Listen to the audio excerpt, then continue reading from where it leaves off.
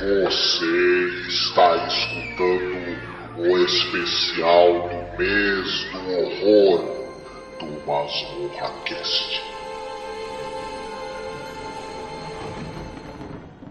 I am Dracula. I bid you welcome. I am Dracula, and I welcome you to my house. I am Dracula.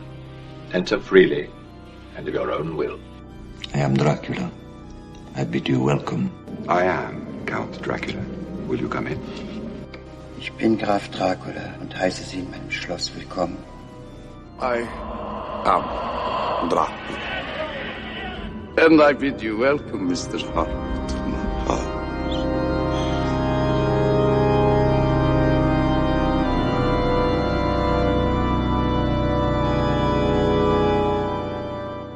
Olá, ouvinte, seja bem-vindo ao nosso mês do horror. Estamos aqui com os nossos podcasts semanais, né? Mês do horror a gente faz bastante coisa, faz audiodrama, fala... A gente já fala muito sobre terror, né?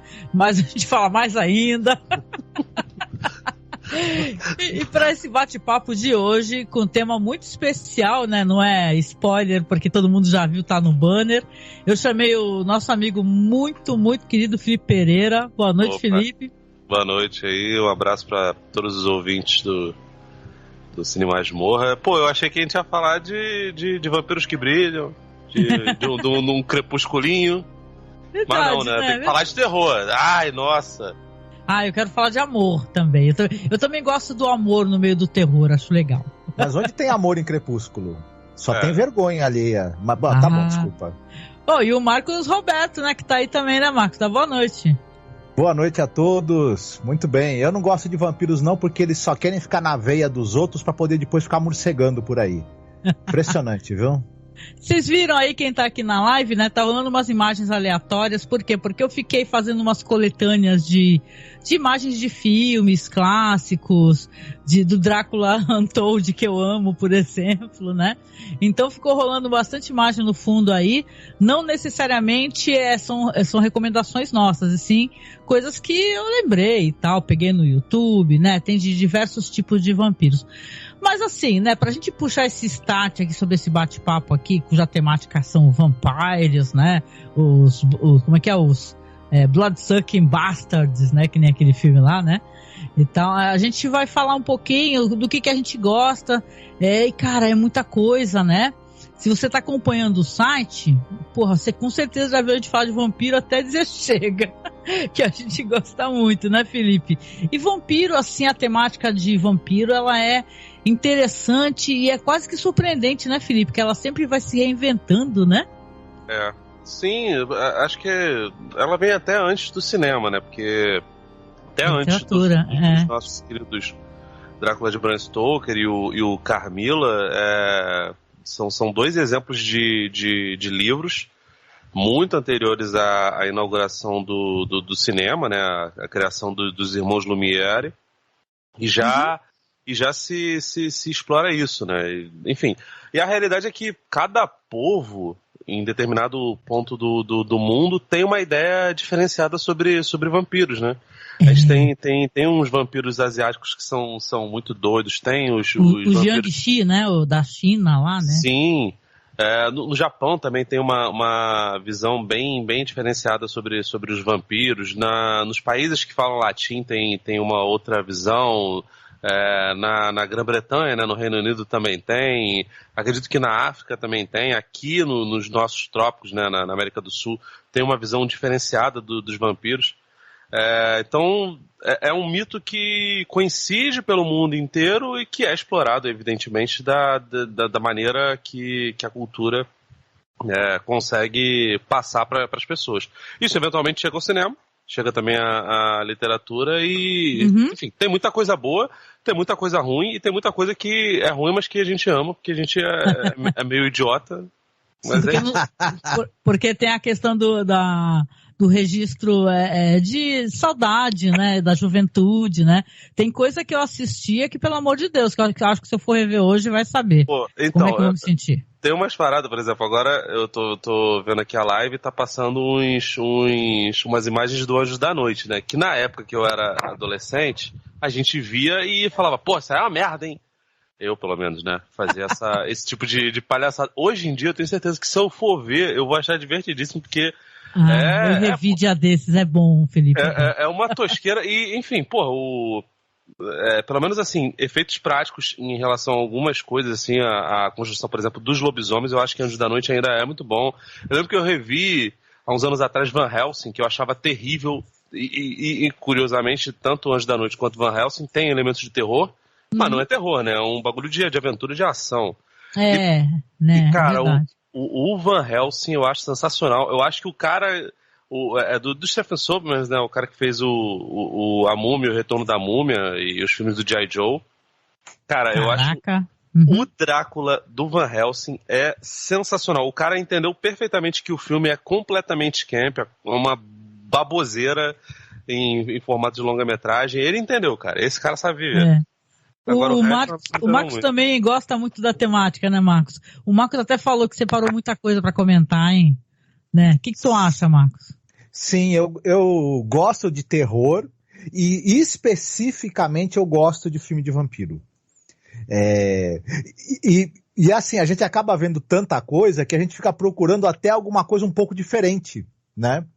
Dentro desse universo dos vampiros que é tão, né, vasto. E, enfim...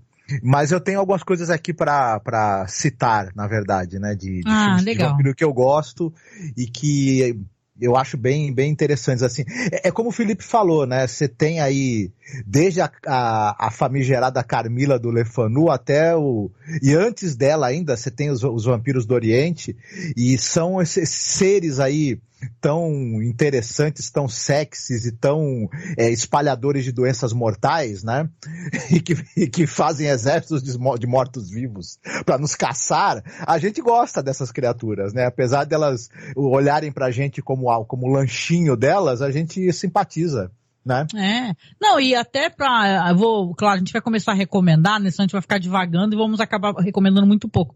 Até o Marcos, recentemente, para quem tá acompanhando os nossas lives, né? Não são nem lives praticamente, mas eu tô fazendo uns vídeos com recomendações. E o Marcos até recomendou recentemente mais uma visão de vampiro, que é o El Conde, né, Marcos? Do Pablo Larraín, né? E tal, que coloca ali o Augusto Pinochet como um vampiro. Então, é interessante, né? Porque não à toa ele evolui porque mexe com os medos dos povos, com questões sociais, como o Felipe falou, com questões culturais, né? Uma das recomendações da gente com certeza vai ser os vampiros pula-pula lá, que a gente até gravou o podcast lá, o Shang-Chi, né? Então é muito interessante como essa temática se reinventa e é legal, gente. Quando eu dia desse, vou dar a palavra para vocês, eu peguei um filme, se eu não me engano, acho que é da Espanha, italiano, de vampiro que eu nunca tinha assistido, saca? Um clássico totalmente maluco. Então, assim, é interessante e dá sempre muito pano pra manga, né? Mas eu quero aproveitar aqui, senão a gente vai deixando passar e não vamos fazer o que o pessoal quer, que são recomendações, gente. Inclusive, eu vou pegar essas recomendações que o Felipe vai trazer, Marcos, eu mesma, e vou colocar tudo na publicação, dentro do que for possível, né? Porque, por exemplo, o nosso amigo Douglas, se ele senta para recomendar, você fica com 40 filmes em 5 minutos, né, o Felipe? É muito rápido. Ele é uma metralhadora de referência, dá até metralhadora, nervoso, né? Exatamente. Então, eu vou sugerir o Felipe, como é um bate-papo meio informal, né? E a gente vai cada um interagindo e falando pro outro, eu lembrei desse, lembrei daquele. Então, se tu quiser começar, Felipe, depois o Marcos fala, eu falo também, e a gente vem recomendando, explicando quais são os filmes que a gente gosta, ou séries, né? Porque as pessoas gostam disso, né? De ter coisas diferentes para poder assistir no mês do horror. Então, eu vou começar com um filme que acho que absolutamente todo mundo já viu, que na época não foi um sucesso de bilheteria, mas depois foi redescoberto, especialmente na época das locadoras, que é Um Drink no Inferno, o From Dusk Till Dawn, que é uma doideira, cara, porque na real ele é uma reunião de pessoas que gostavam de fazer, né, de 3 maquiadores, né, e magos dos efeitos especiais, que é o Greg Nicotero, o Robert Kurtzman e o Howard Berger, Eles já tinham trabalhado em vários filmes de terror e às vezes de ação também. E eles resolveram tentar fazer um filme com uma reunião ali, um pretexto para eles colocarem o próprio trabalho deles em prática, né? E aí o Robert Kurtzman escreveu um argumento, chamou o nosso querido Quentin Tarantino, né? Eles tinham trabalhado lá naquela cena que o Vic Vega corta a orelha do policial em Cães de Aluguel. E aí falou, porra, cara, escreve o roteiro pra gente aqui baseado nessa ideia aqui minha. E aí ele fez. A gente não sabe exatamente qual a parte ali, né? Porque até 1h e pouco, 1h01 por aí, é um filme que parece que é um filme de sequestro, né? De 2 assaltantes, um que resgatou o irmão que acabou de sair da cadeia, indo na direção da fronteira entre México e Estados Unidos, que acabam raptando uma família de um pastor. E, de repente, vira um filme de vampiro, uma loucura desvairada. Eu não sei exatamente, e nem o Kurtzman nem o Tarantino falam qual foi a ideia do Tarantino. Eu acredito que todo esse preâmbulo, toda a construção da psicopatia, inclusive do personagem dele, do Richard Gecko, que é um personagem do Quentin Tarantino, foi construção do Tarantino e, enfim, a bagunça, a doideira lá, era mais as ideias do Robert Kurtzman. Mas, cara, é uma doideira, é um filme muito, muito legal. Basicamente, os vampiros, eles têm transformações ali que acontecem porque o Kurtzman, o Berger e o Greg Nicotero quiseram fazer as coisas. E, cara, tem coisas sensacionais. Eles chamaram Tom Savini pra interpretar. Ele não trabalha com efeitos especiais nesse filme, ele é só ator. Aliás, o Tom Savini parou de fazer efeitos especiais há muito tempo, né? Antes de Drink no Inferno. Ele basicamente só, depois dos anos 90, ele só virou ator. E todas as vezes nos filmes especialmente nos filmes do Robert Rodrigues. Chamaram o Rodrigues pra poder dirigir e o filme, acho que as pessoas não entenderam ele na época, né? Mas, cara, é um filme muito maneiro, muito divertido. Tem 2 continuações que eu acho, uma horrível. São 2 continuações feitas direto para vídeo, né? A Miramax e a Dimension Filmes liberaram os caras para poder fazer, né? Uma supostamente é baseada numa ideia do Tarantino e outra é baseada numa ideia do Rodrigues. Uma, inclusive, é uma história de origem que tem a Sônia Braga, que é o Drink no Inverno 3. Que esse é mais legalzinho, tem umas coisas legais ali, mas é bem irregular. E tem uma série que a Array Television, ou Network, não lembro agora, teve 3 temporadas, a Netflix passou um tempo aí na Netflix, hoje em dia é muito difícil de achar. Eu sou idiota, né? E vi a série toda, a série é bem ruim. Mas, cara... Eu acho que eu vi alguns episódios só. Cara, tem umas... Enfim, tem participação do Danny Trejo na 2ª temporada, o Tom Savini faz uma participação também na 3ª temporada, tem participação de vários dos atores ali, o Robert Patrick, que fez o protagonista do 2, ele faz o papel que é do Harvey Keitel nesse daqui. O filme de 95, inclusive, é o debut, assim, em matéria de protagonismo do George Clooney, que na época ainda estava fazendo o Yar.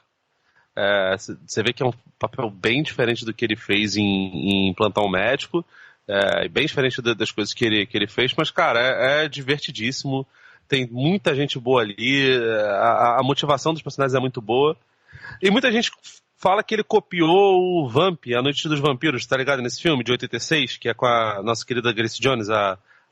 Sim, maravilhoso. Tem até um podcast que nós participamos e tudo. Pois é, que o Douglas deve ter ficado desesperado, porque, porra, é vampiro, é Grace Jones, tem Billy Drago ainda por cima. Passando a vida dele, né? Porra, só coisa que ele ama, mais ainda o Billy Drago.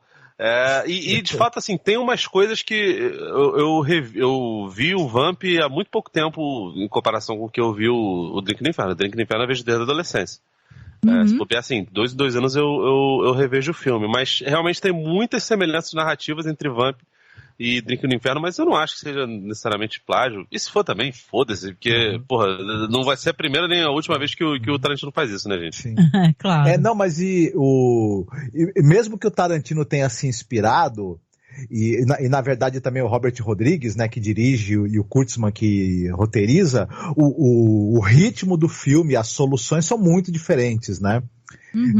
do que o Vamp. E eu concordo com o Felipe, esse filme é divertidíssimo, é uma coisa assim, ele tem essa coisa de uma certa ausência de limites que a gente depois vê no cinema, mais do Tarantino até do que do Robert Rodrigues, talvez, né? Mas ele tem um pouco disso, né? Dessa agilidade, dessa coisa da ausência dos limites, a maquiagem icônica, né? E eu acho que é um filme que ele não perde uma chance de surpreender a gente, ter uma certa reviravolta, de fazer uns exageros de violência. Enfim, é aquela salada tarantinesca que a gente está acostumado e gosta muito, né? E talvez até com um pouco, assim, o Tarantino depois ele tudo bem, o filme não é dele, mas tem obviamente dedo dele também, né? Ele foi partindo para um cinema que tem um pouco mais, digamos assim, de peso dramático também, né? Eles têm um certo interesse nisso hoje em dia também nos filmes dele. Enquanto que o Drink no Inferno é pura transgressão e diversão a qualquer custo, né? E é muito bom. E o Tom Savini, meu Deus do céu. Se tem ele num filme eu vejo, só porque tem ele, inclusive. Não, cara, ele tá sensacional. Pô, só dele ter um strap-on uma pistola strap-on, cara, que dali é qualquer coisa. Você quer dizer aquela pistola no meio das pernas, né? Isso, não é que ela é no meio das pernas, é que ela tem um dispositivo que ela abre e ela aponta, como se ficasse ereto ali o piruzinho, e ela aponta para as pessoas. Cara, é muito bom. E com 2 tambores ali, que deve dar 12 balas, espero eu, que simbolizam os testículos. E enfim, a série, ela não tem muita coisa legal não, mas ela pega um detalhe que, assim, a Satânico Pandemonium, que é a personagem da Salma Hayek no filme, ela é uma vampira, mas ela tem um formato meio de serpente. E a série pega isso, ela é idealizada pelo Robert Rodrigues e, enfim, por um dos irmãos dele, e ela exagera a coisa toda e transforma os vampiros, na verdade, em vez de serem descendentes de morcegos, eles são culebras, que é um vampiro latino que, em vez de ter características de morcego, ele tem características de serpente. Putz, eu achei isso maneiro, né? Isso cultural. É muito maneiro, só que, porra, enfim, não é tão bem explorado quanto poderia ser, porque a série vai se perdendo. Mas, cara, tem uns conceitos que são legais na série, tem uns conceitos que são legais no terceiro filme, obviamente com muito menos orçamento. Mas em todos os 3 filmes, principalmente o Robert Kurtzman tem participação nos efeitos especiais. O problema é que, o segundo, por exemplo, os vampiros viram basicamente pessoas com olhinhos amarelos. Mas lá no final tem umas cenas de boneco, assim, de efeito especial muito foda, cara. Ah, maneiro, pô. Eu gosto bastante, acho um filme maravilhoso, né? O volta e meia ficou reassistindo, porque ele é muito divertido. E esse negócio de mudar a direção do roteiro é legal demais, né? Você acha que tá assistindo um filme de assalto, quase violência gratuita, sei lá, e do nada vai pra um filme de vampiro, porra. É maravilhoso, né? Muito interessante mesmo, né? Gostei. E tu, Marcos, o que tu tem a declarar referente às suas recomendações, que tá cheio de anotação, Felipe? Eu vou chover um pouco no molhado. A gente já falou desse filme várias vezes, mas a gente até recentemente reassistiu Old Boy, a gente foi ver Old Boy no cinema. Isso. Uhum. Né? E eu lembrei do filme de vampiro do Park Chan-wook, que é o Sede de Sangue, né? O Bakwi. E o Felipe gravou recentemente o Cine Alerta também, né, Felipe? Sobre Old Boy. Sobre Old Boy, né? Até escutei, muito bom. Então, e sei lá, eu gosto muito do Park Chan-wook, e é interessante que a gente viu, a gente relaciona muito o cinema dele com essa coisa da vingança, né? E por conta da trilogia e de outros filmes que ele fez também. Enfim, mas esse Sede de Sangue, para quem ainda não assistiu e não sabe exatamente do que se trata, é a história de um sujeito, ele é coreano, mas ele é padre, um padre católico, né? Uhum. E ele acaba, por conta de uma transfusão de sangue, de um sangue contaminado que ele recebe, ele acaba se tornando uma espécie de vampiro. Ele é contaminado e ele precisa sugar sangue E, na verdade, ele se torna um vampiro mesmo, né? Porque, que eu me lembro, ele tem outros poderes sobrenaturais além de sugar sangue. E isso pode parecer uma premissa um tanto quanto básica, né? O cara é contaminado por sangue de vampiro numa transfusão e é um padre. O que vai acontecer a partir daí? O que vai acontecer a partir daí é que o que esse diretor, que ele também é um excepcional roteirista, vai tirar dessa história em termos de violência, em termos de degradação moral, em termos de questões aí de ética, né? Porque o padre, ele se vê diante dessa grande questão de sugar e tirar a vida dos outros para continuar vivendo. Entra também uma questão que o padre vai se apaixonar em um determinado momento, vai vampirizar uma mulher, e o que essa mulher vai se tornar? Por conta do fato dela ter tido uma vida muito difícil, sofrida e cheia de traumas, ela, quando se tornar uma pessoa imortal, poderosa e podendo matar quem ela quiser, isso vai ficar muito difícil. E além da premissa ser muito bem explorada, tem cenas assim absolutamente icônicas. Por exemplo, a cena dele, em um determinado momento, dois personagens que são vampiros, um quer tentar matar o outro, e ele leva-o de carro, né, para um local onde o sol está nascendo e a briga para ficar dentro do carro. Só para citar uma cena, as primeiras vezes em que o padre, já transformado em vampiro, fica escondido debaixo da cama de pacientes no hospital para sugar o sangue deles. Nossa, através do soro, né? Parece um bebezinho, né, no chão, só chupando ali o sorinho de sangue. Sim, são muito criativas e são cenas assim que você nunca mais esquece quando você vê, né? E eu esqueci o nome do ator, que é o ator que você tem no filme Parasita, no filme também O Hospedeiro, esqueci o nome dele, um excepcional ator coreano, né, que também trabalha bastante com o Bong Joon-ho, né, o outro diretor lá do Hospedeiro e do Parasita. Enfim, mas é um filmaço, é um filme de vampiro diferente, porque ele justamente brinca muito com essas questões, com questões éticas, com questões de degradação moral, que não costuma ser exatamente o tema, né, que você vai ter num filme de vampiro, mas nesse, isso é trabalhado muito bem a partir da premissa de que a pessoa foi vampirizada. É demais, vale muito a pena. Ah, maravilhoso, né, Felipe? Perdão, gente, estava mutado aqui. Cara, eu adoro o Park Chan-wook. O Sede de Sangue, eu vou confessar que tem muito tempo que eu não vejo, cara, mas praticamente todas as coisas que eu vi dele eu acho maravilhosas. E, cara, é uma pena que a maioria desses filmes quase nunca chega nos cinemas brasileiros. Se não me engano, o Old Boy nem passou, cara. Ele deve ter. Ele começou a passar. Ou em relançamentos, ou em festivais, mostras de cinema sul-coreano. Cara, o Park Chan-wook é foda pra cacete, cara. Uhum. E o modo como você vê como é que, dependendo da cultura, os artistas colocam elementos diferentes pros seus vampiros, né? Eles não são meros chupadores de sangue. Acho até que tem um lance o lance do chupar sangue basicamente é um comentário para falar sobre roubo de vida, né? Sobre gente parasita, pegando carona com o nome de outro filme sul-coreano também. Mas, cara, é impressionante como essas temáticas, elas às vezes conversam, mas nos seus detalhes elas vão mudando. E, porra, é bom pra cacete, né, cara?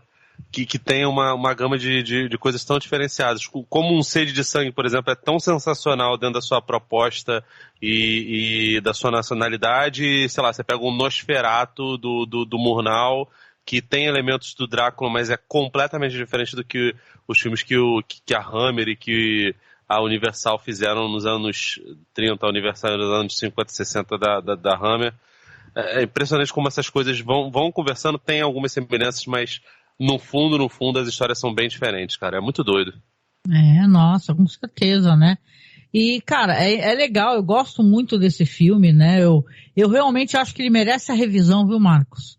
Né? Eu lembro que a história vai por um lado, Porque a história é toda muito trágica, né? Porque a moça que ele vampiriza, ele é um padre, ela também sofre uma brutalidade, porque ela mora com uma família que a trata muito mal, né? O marido dela é meio infantilizado. E quando ela vira uma vampira, ela é de uma crueldade sem limites, entendeu? Então é interessante, sabe? Ela vira ela tem uma brutalidade maior que a dele, ela é mais perigosa do que ele. E visualmente é lindo como tudo que esse diretor faz, né? Nossa, que legal você ter lembrado do Thirst, né? A gente na época ficou muito louco vendo esse filme, falou, meu Deus, que coisa mais maravilhosa, meu Deus do céu. A gente adorou, né? Imagina um cara como o Park Chan-wook, né? Que, de filmes incríveis, aí tu fala agora é um filme de vampiro, né? Olha que beleza, né? Muito bom, muito bom. Eu vou vir aqui numa recomendação, olha, engasgando, numa recomendação que tem tudo a ver, eu tenho lembrado muito do meu amigo, faz tempo que eu não falo com ele, eu gosto demais dele, do blog dele, do jeito como ele fomenta a cultura, e ele é um cara que ele faz um estudo, assim, muito bonito e interessante do que é o gótico, sabe? Dentro da literatura, dentro do cinema, que é o Rodrigo, né? O Rodrigo é do blog Reminiscências de um Lorde Velho, né? Então ele é um cara muito interessante, e ele na época, uns tempos atrás, quando gravou com a gente conversava sobre aquela trilogia dos vampiros dos olhos dourados, né? Não sei se você conhece, Felipe. Marcos, eu acho que conhece, que assistiu um comigo, ou dois, né? Assisti um. Né? Deve ter sido o Lake of Drácula, né? Porque tem essa trilogia que é chamada de Torro, a trilogia da Torro, né? Dos vampiros e tal. E são esses filmes aí, gente. É o Lake of Drácula. Deixa eu até ver a listagem aqui direitinho aqui. São 3 filmes, né? Aqui, ó. Torros, Bloodthirsty Trilogy, né? Tem o Lake of Drácula, tem o Vampire Doll, e tem um outro também, que eu não tô lembrando, tá? Mas eu sei que, gente, são filmes muito interessantes, que bebem muito diretamente, é dos anos 70, né? Os 3 filmes são dos anos 70, do que a Hammer, né? Entregava e tal, ou então talvez até, acho que mais a Hammer até do que a Universal, na verdade, né? E tem, claro, essa característica que são histórias góticas, né? Elas utilizam essa temática, esse visual gótico já famoso, né? O que a Hammer entregava de tão bonito que era o gótico, para fazer os seus filmes dos vampiros com os olhos dourados, né? Que quando eles estavam transformados, eram esses olhos hipnóticos, dourados, né? Histórias assim que tinham mansões com aquelas estéticas bem góticas, né? Então é tudo tão bonito, né? E tudo tão bem feito. E agora eu sei que a Versátil não estão ganhando nada para isso, viu? Mas eu sei que eles até lançaram, viu, Felipe? Até uma coletânea dos vampiros dourados, né? Dos olhos dourados, então é tudo tão bonito, tem uma inspiração obviamente também no Edgar Allan Poe, né? Principalmente esse ciclo, né? Esse circuito que o Roger Corman fez, né? E então fica aqui a recomendação, e eu vou deixar a postagem do Rodrigo. Por quê? Porque o Rodrigo colocou, ele é igualzinho, ele faz a mesma coisa. Ele colocou os filmes para o pessoal conseguir acessar. Então você consegue acessar em alta qualidade, ele tem maior preocupação de fazer a revisão das legendas, sabe? Ele é maior preciosista. Então fica aqui o elogio a esse amigo querido aí, que tem esses 3 filmes, é o Vampire Doll, o Lake of Drácula, outro é o Drácula. Isso, 70, Evil 71, 74. Caraca, eu não sabia dessa história não, cara. Que maravilhoso. Vou dar uma olhada depois. É muito bonito. Não, e o jeito como os caras filmam, né? Fica uma coisa muito... Porque quando você pensa num vampiro assim asiático, na nossa cabeça, que é a cabeça também do trash, vem esses filmes aí, o Mr. Vampire, né? Dos vampiros que pulam, nossa, são filmes maravilhosos, divertidos, né? Que é do Rick Lau, né? Mas aí a gente esquece que tem esse vampiro com essa inspiração gótica mesmo, clássica, né? E isso é muito bonito, né? Isso é muito bonito, né? Os pôsteres, então, são uma coisa à parte, né? Então, vale muito a pena. Fica aqui essa minha recomendação aqui. Não sei se o Felipe chegou a acessar alguma coisa aqui da trilogia. Não, cara, não vi não. Tô sabendo agora. E, porra, tô vendo as imagens aqui e já tô desesperado pra ver. Ah, muito bom, muito bom. Quem sabe, rende uns textos, hein, Felipe? Tu vai gostar. Deus com certeza, né? E você, Marcos, tem alguma coisa a falar? Faz tempo, né, que tu assistiu essa trilogia, hein? Isso, mas eu lembro que, como você mesma falou, ele é bem calcado numa estética mais gótica e, claro, ocidental, digamos assim, de tratar esse personagem vampiresco, né? Ele é meio assim, ele tem mesmo assim um pouco da estética e até da forma de contar a história dos filmes da Hammer mesmo, que ele certamente tem uma inspiração, né, no horror da Hammer, que imagino que ele exerça uma forte influência o pessoal no Japão conheça, certamente na época dos anos 70 conhecia a produção da Hammer dos anos 60, na verdade, né? E já tinha amadurecido uma influência ali, né? Até porque também na literatura de horror japonesa dos anos 40, 50, você tem também uma forte influência, né, do gótico e da literatura de horror ocidental. E acaba isso também passando para o cinema, mas vale muito a pena conhecer essa trilogia de filmes. Eu assisti o primeiro só, mas eu gostei muito. Assim, é bem interessante. Já que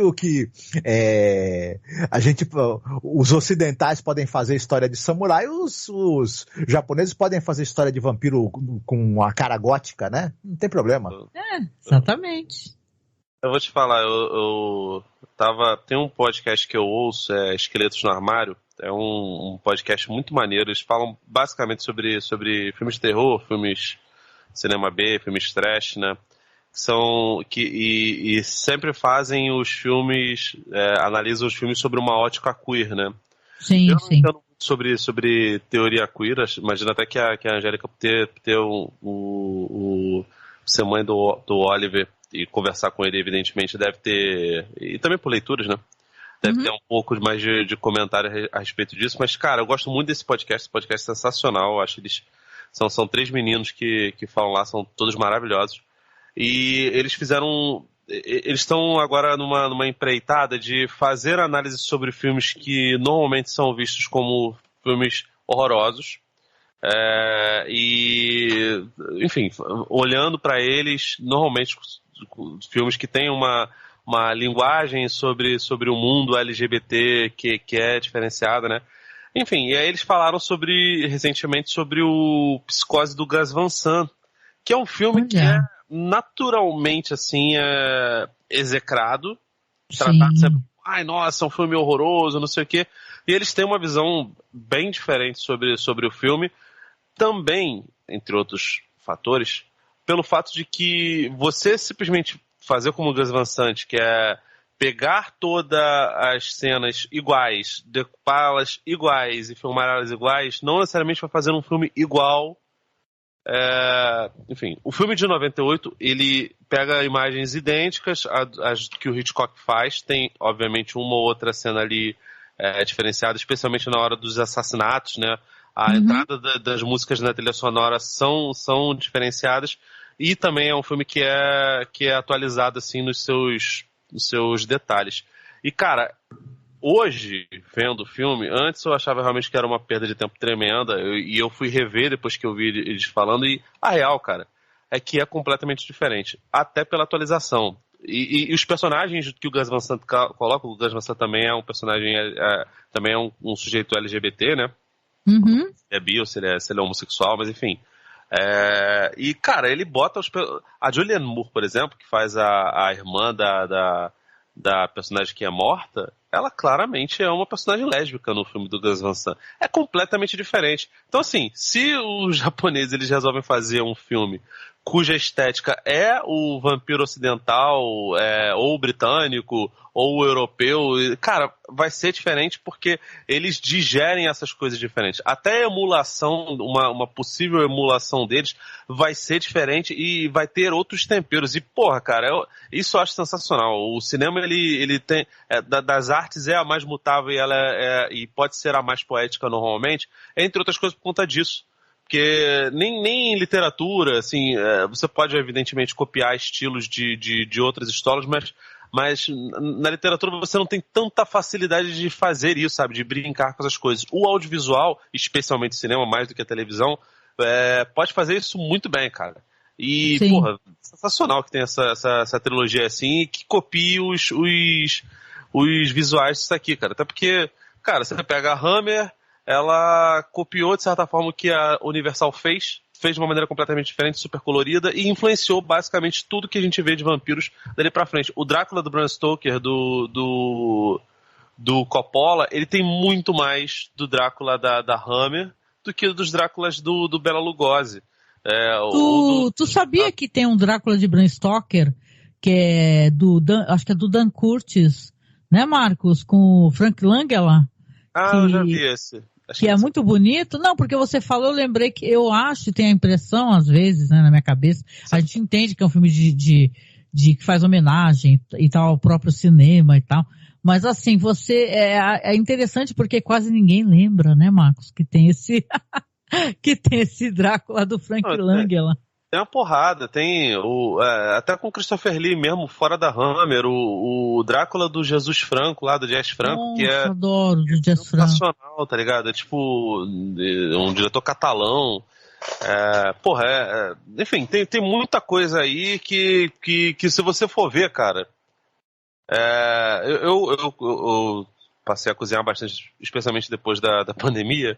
Então, quando eu cozinho, eu gosto muito de brincar com temperos. Eu acho que o cinema é uma arte que consegue fazer muito isso, sabe? De brincar com os temperos, colocar coisas diferentes ali na fórmula e, enfim, pode trazer uma coisa que é legal. E, porra, essa arte não pode se perder, cara. Enfim, com certeza. É interessante alguém ter um olhar mais aberto, se propor a ter um olhar mais aberto para alguma coisa, né? Por exemplo, assim, eu sou maior fã do Stephen King, é só um exemplo aqui, né? Eu amo as obras do Stephen King, já li, né? Não tenho muita coisa dos livros novos, talvez, né? Mas eu quando veio Joe Hill, porque até tem a ver com uma das minhas recomendações, que é o Nosferatu, né? Nosferatu, né? Que ele tem.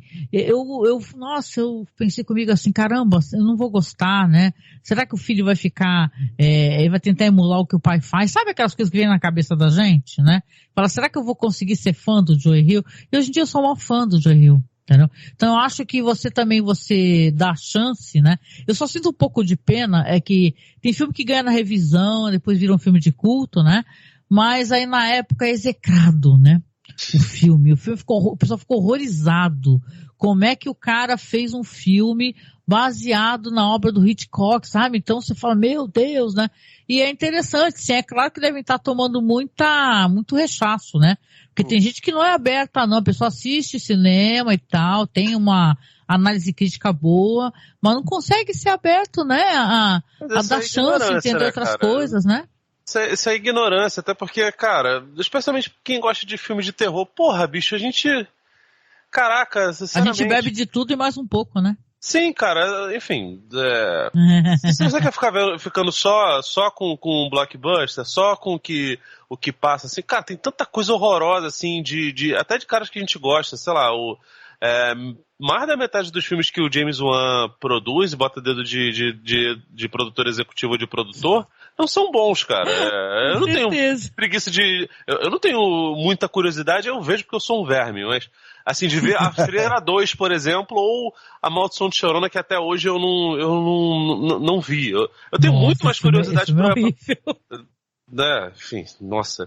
Tem um filme, inclusive, Guatemateco, que é sensacional, que é baseado na mesma história. Inclusive, a Chorona é um dos personagens que eles exploram bem brevemente na terceira temporada de Um Drink no Inferno, cara, da série da Netflix. Olha... Que é uma lenda latino-americana, né? Então eles colocaram lá e, enfim, não é boa Um Drink no Inferno e é melhor do que deve ser melhor do que esse filme do Invocaverso. Mas, cara, tá de boa também, né? Assim, dá pra você...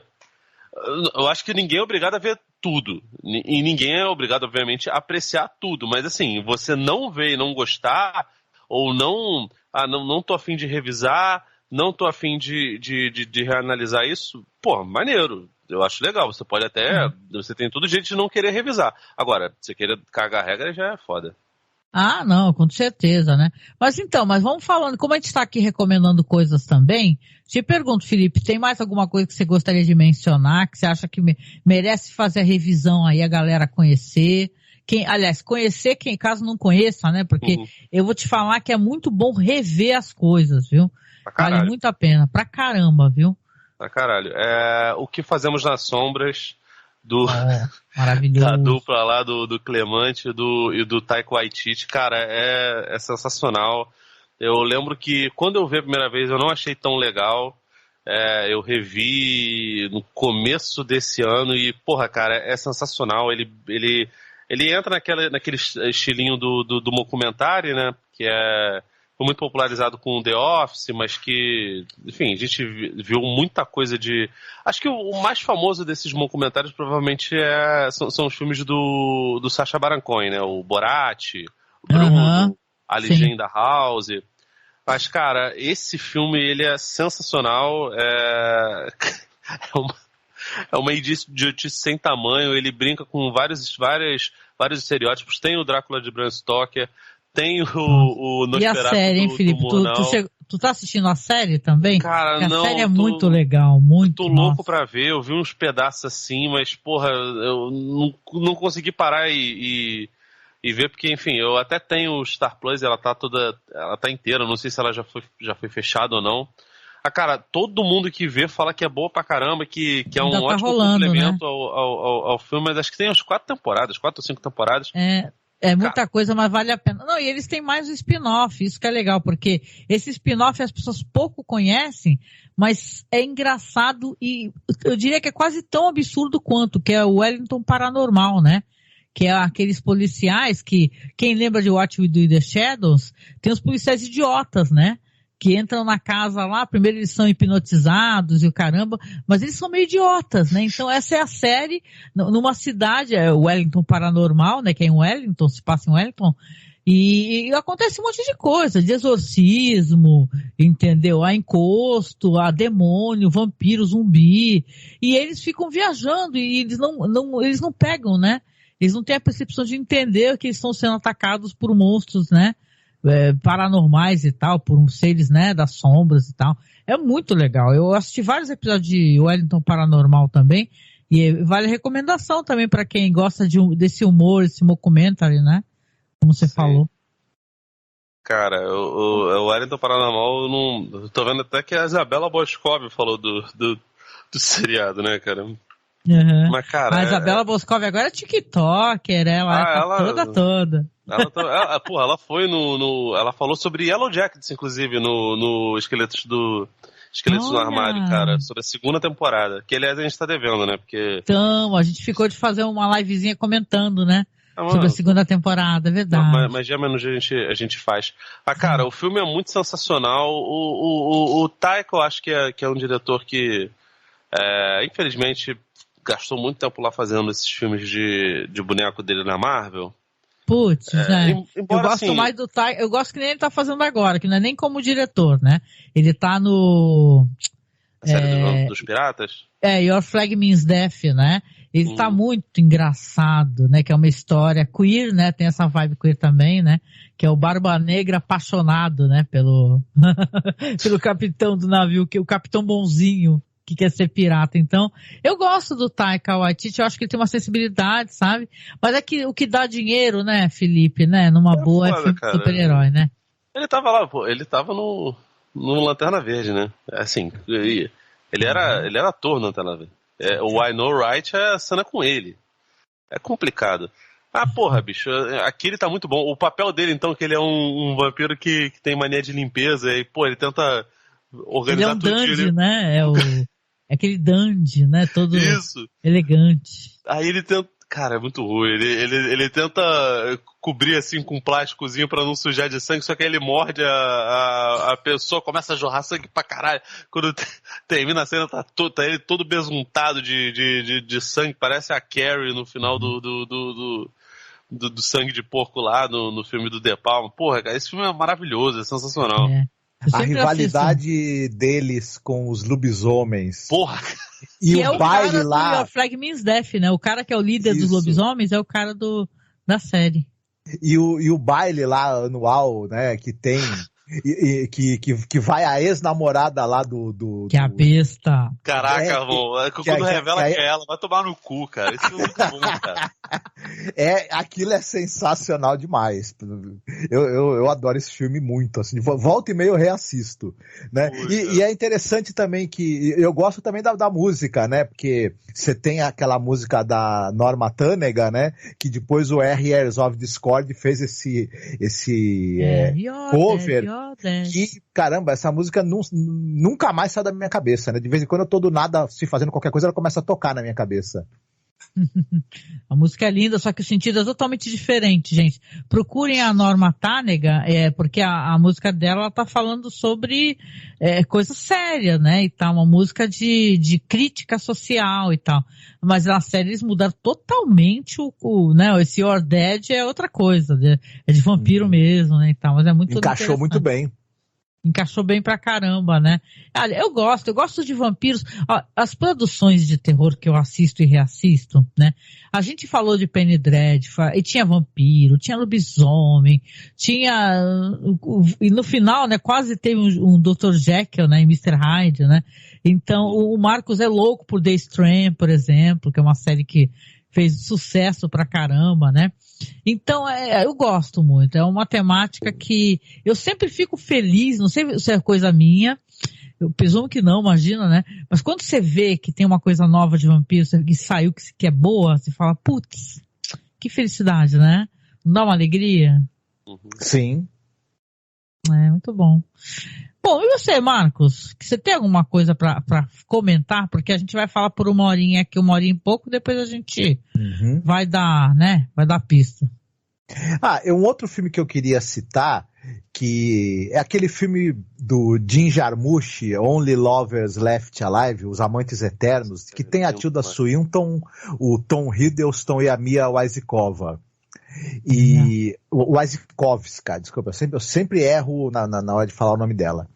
E esse filme é um filme interessante pelo seguinte, eu sempre ficou na minha cabeça que vampiros são seres imortais e podem viver muitas centenas de anos. E eu sempre imaginei o seguinte, que esses seres, eles tenderiam a acumular conhecimento, vivência, experiência, porque teriam chance de ler muitos livros, de assistir trocentos espetáculos de arte, de viajar pelo mundo, né? Claro, com as limitações que você precisar se esconder do sol traz, e obviamente sugar sangue também. E eu imagino que esses seres também, à medida que o tempo fosse passando, também iriam acumular uma grande porção de tédio, e de desencanto em relação à vida, no caso deles, não exatamente a vida, né? Mas, enfim, a essa coisa do desenrolar do tempo e da vida humana também, né? Que eles são observadores da vida humana, embora não sejam mais humanos, né? E eu sempre achava que os filmes de vampiro deixavam um pouco a desejar em relação a isso, em mostrar o quanto esses personagens acumularam vivência e tédio. E esse filme do Jim Jarmusch, pra mim, é engraçado que ele faz isso muito bem. Ele faz com que os vampiros pareçam realmente pessoas que estão vivendo há muito tempo, aprenderam muita coisa, viram muita coisa, passaram por muita coisa, conheceram muita gente e estão também sujeitos a um grande sentido de vazio e de um imenso tédio na sua vida. E precisam lidar com isso, né? Precisam lidar com isso e tentar se reinventar para continuar vivendo.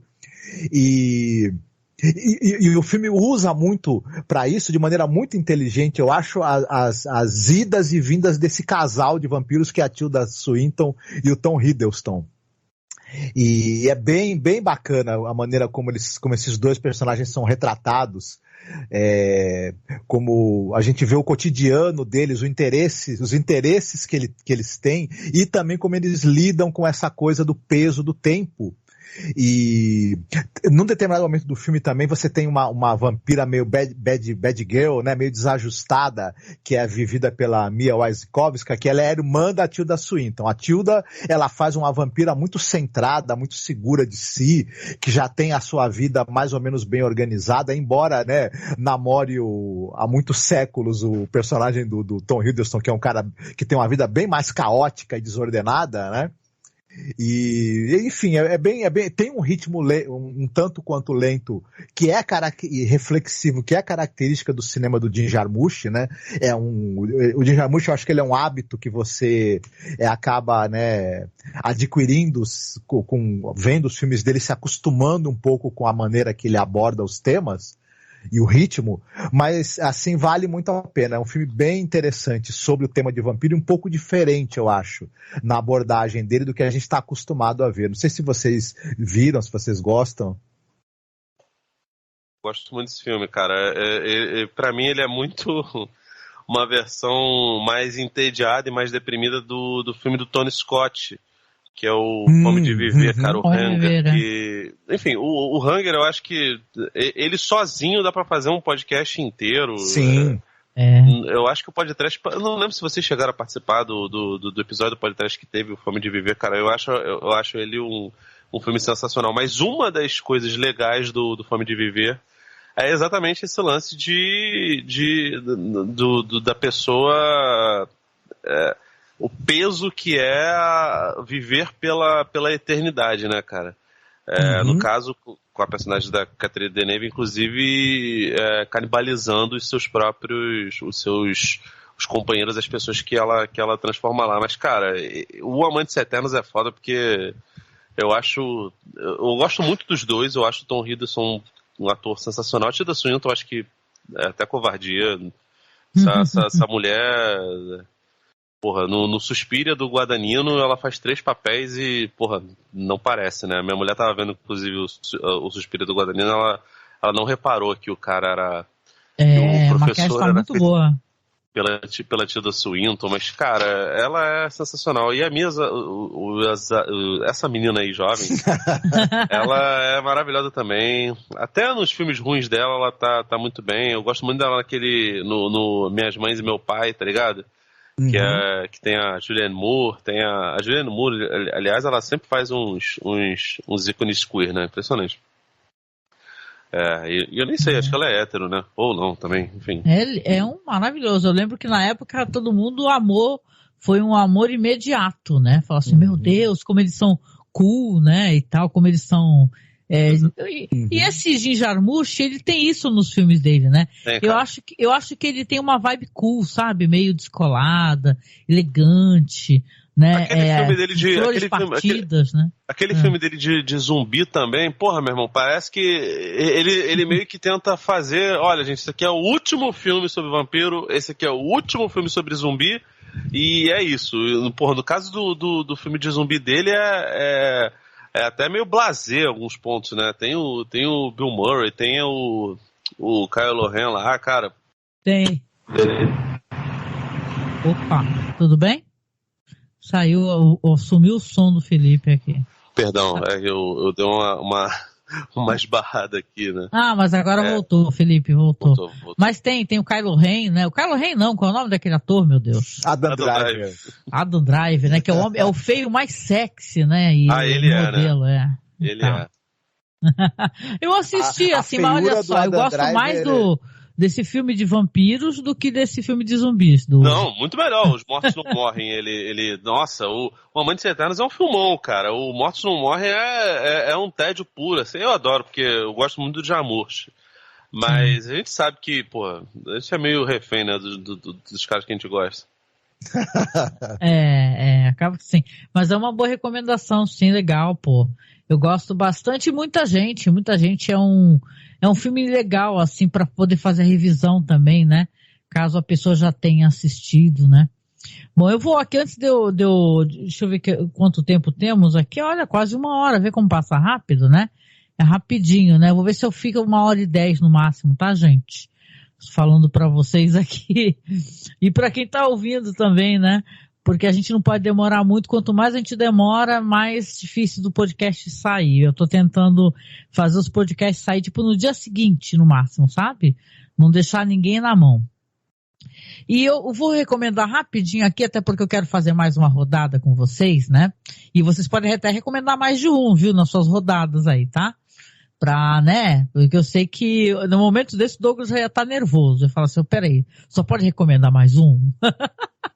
Mas assim, ó, o Douglas aí, a orelha do Douglas tá ficando vermelha, tá ficando quente.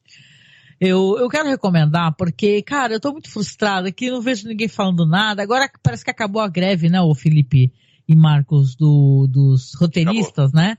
Acabou, né? Então acho que vai voltar um monte de série, gente, né?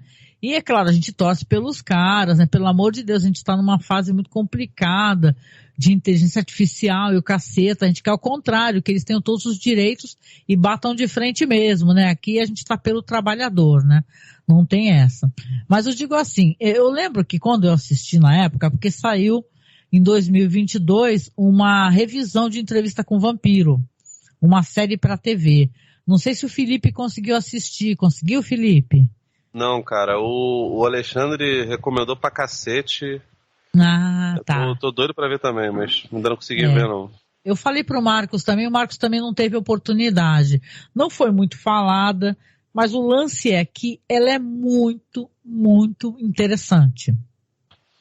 É claro, quem conhece Entrevista com o Vampiro sabe que é a história do Louis, né? Que ele vai ser vampirizado pelo Lestat, que ele vai ensinar pra ele como é que é a vida do vampiresco, e o Louis tem aquela coisa toda de, ele tem aquela angústia, né? Que ele não quer matar outros seres humanos. Aqui nessa nova, né? Vamos colocar assim, né? Essa nova visão de Entrevista com o Vampiro, a gente vai ter um Louis que já não é mais o mesmo Louis. Ele já é um Louis confortável com ele mesmo, tanto que a série leva em consideração essa história anterior. Eu acho isso muito interessante, sabe? A série realmente chama o jornalista já um homem velho, que é um cara que está doente, inclusive, né? Mas é um cara já muito relevante, ele se tornou uma pessoa muito importante, deixa eu ver o nome do personagem, né, do jornalista aqui. Quem faz, inclusive, é o Eric Bogosian, que eu gosto muito desse ator, né? É o Daniel Molloy. Então ele já é um homem velho, ele é chamado novamente pelo Louis, né? Que o Louis, ele quer poder falar novamente sobre a vida dele com o Lestat. Ele acha que que ele, né, como eu posso dizer, sabe, que ele estava numa fase meio bad vibe da vida e tal, ou seja, né, ele quer dar uma outra visão, né, pro jornalista. E agora a gente vai ter uma história que, claro, sim, é a mesma história e não é ao mesmo tempo. Porque aqui quem faz o Louis dessa vez é o Jacob Anderson, né? Quem lembra dele vai lembrar em Guerra dos Tronos, ele era o Verme Cinzento, né? Eu adorava esse personagem, né? O Verme Cinzento. E quem faz...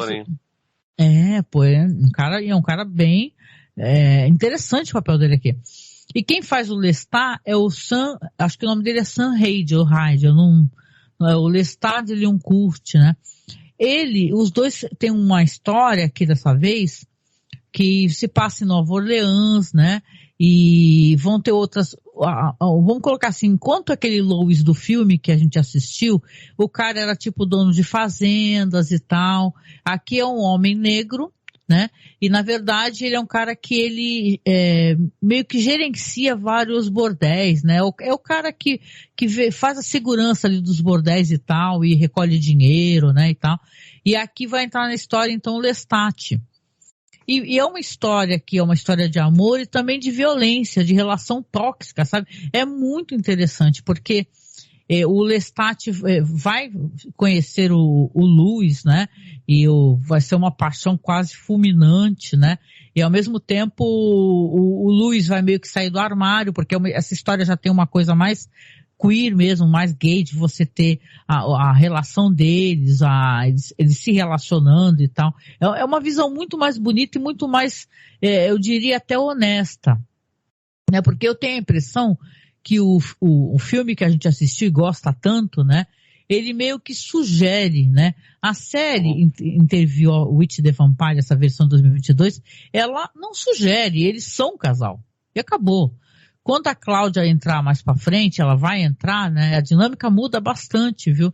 É uma história nova, isso que é legal. Não é a mesma história. É uma história com uma visão diferente, né?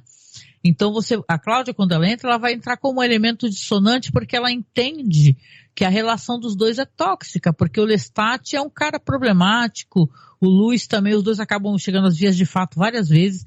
Então é uma história vampiresca, com tudo que tem nas histórias de vampiro, mas ela também tem outros componentes, ela tem uma visão diferenciada, sabe, dessa história. Eu acho que a Anne Rice, que por sinal a gente está gravando aqui hoje, é aniversário dela, né, já faleceu, seria aniversário dela, ela gostaria dessa visão que foi colocada aqui, né? Apesar que dizem que ela processava todo mundo, né? Quando tentava fazer, como é que chama? Fanfic, né? Quando ia fazer fanfic, sim, ela processava, ela era o ó, dizem. Mas no caso específico dessa série, quando a série foi planejada e tudo, ela participou, né? Ela acompanhou a escolha do elenco e tudo mais. Ela não conseguiu ver a série pronta, mas essa ela era com a permissão dela e ela estava envolvida, né? Na pré-produção. Infelizmente ela acabou, e ela estava muito entusiasmada, inclusive, com o possível resultado que essa série teria, né? Pena que ela acabou bastante para sair, né? Foi bem demorado, foi um processo bem demorado. Da pré-produção e tudo mais, da escrita do roteiro. E fica naquela briga de estúdio, né? Fulano tá com direitos autorais, aí passa para outro, né? Às vezes tem isso. Eu lembro que teve uma longa batalha, não sei se judicial, mas demorou bastante para decidir. Eu sei que saiu, e não somente a entrevista com o vampiro, também saiu os livros das bruxas, da Anne Rice, né? Eu também gostei bastante. Então, é interessante, fica aqui a recomendação, porque até onde eu sei, gente, não tá passando nenhum streaming por aqui, não, tá? Então só dá para ver por meios alternativos, né? Eu até procurei aqui, porque agora eu faço assim, quando eu vou falar de alguma coisa, eu tenho a preocupação de falar, putz, como é que a pessoa vai assistir, né? E tal, mas não tem, gente, não tem. Agora você só fazendo lá aquele recurso que todo mundo conhece mesmo, né? Mas é tão bonita, Felipe, ela é tão erótica, sabe? Essa é muito interessante. Dizem até que a menina, Cláudia, né? Que é interpretada pela atriz Bailey Bass, né? O nome dela. Ela vai ser trocada, vai rolar uma alteração aí. Não sei se foi briga de bastidores, né? Eu sei que eu tô muito ansiosa para essa segunda temporada, viu? Essa é a personagem que era do... Meu nome? Que era a Kirsten Dunst, né? Ou não? Isso, a Cláudia. É a Cláudia, ela mesma. Cara, com criança é foda, né? Porque você vai... Eu não sei se a atriz é criança, se já... Ela já é meio... Ela é meio adolescente já. Adolescente. Cara, se você lidar com série, com criança, é foda. Só tu dar uma olhada aí, recentemente botaram até umas montagens lá com o menino que fez o Hugo Cabret, né? Porque ele participou ele é um dos protagonistas de Sex Education e, pô, ele... Nas primeiras temporadas ele era bonitinho, né? Porque ele tava saindo ali da adolescência, agora já tá parecendo o Gilberto Kassab. É complicado mesmo, cara. É foda. É a situação que você não quer nem pros seus piores inimigos. Com criança, então, deve ser mais complicado ainda, cara. Mas, porra, é louco, né? Porque a Anne Rice nunca foi muito explícita nos livros dela, mas... ela tratava os vampiros como seres milenares, e você sendo milenar... A gente acabou de falar de Amantes Eternos, né? O Marcos pegou esse filme, porra. Você fala de tédio, você fala de exploração de absolutamente tudo, né? O Skylab até fala, cara, não é possível que você, do alto da sua suposta heterossexualidade, e, enfim, ele fala que ele não acredita em vida após a morte, tu não vai dar o cu nenhuma vez, tá ligado? Por favor, né, cara? E, porra, tu imagina pra vampiro, tá ligado? Pra eles, exploração sexual é exploração, e acabou. Não, e deixa eu só falar uma coisa, claro que não saiu ainda, vai sair amanhã, né?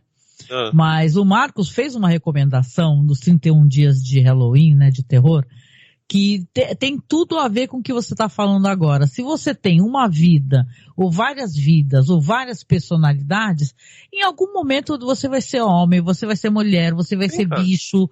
Então a sexualidade, ela permeia todas essas identidades. Então, às vezes não, né? Tem identidades, no caso que ele vai falar que não estão ativas ainda sexualmente, mas de qualquer maneira, pra tu ver, uma personagem do produto que o Marcos vai recomendar, que já recomendou, que vai sair amanhã, o primeiro orgasmo que ela vai ter é no corpo de um homem. Ela estando homem, sendo homem naquele momento. Então, é tão interessante, tão interessante. Então, concordo demais contigo. Então, eu acho que esses seres, que são seres centenários, alguns até milenários, né? Não tem aquilo que alguns viram até pedra, né?